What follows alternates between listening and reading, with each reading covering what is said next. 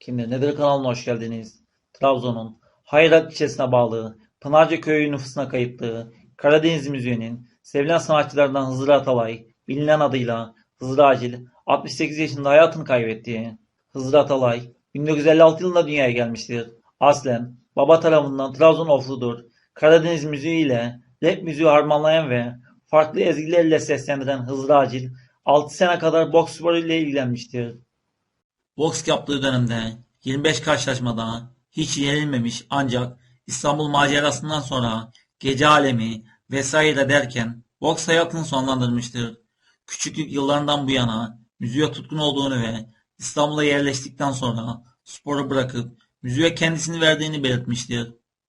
2006 yılında Sosyete Kızları, yine aynı sene Lagara Lugara şarkıları ile müzik severlerin karşısına çıkan Hızır Acil asıl çıkışını Şiim isimli albüm ile gerçekleştirmiştir. Biz de Hızır Acil'e Allah'tan rahmet, sevenlerine ve yakınlarına başsağlığı dileriz.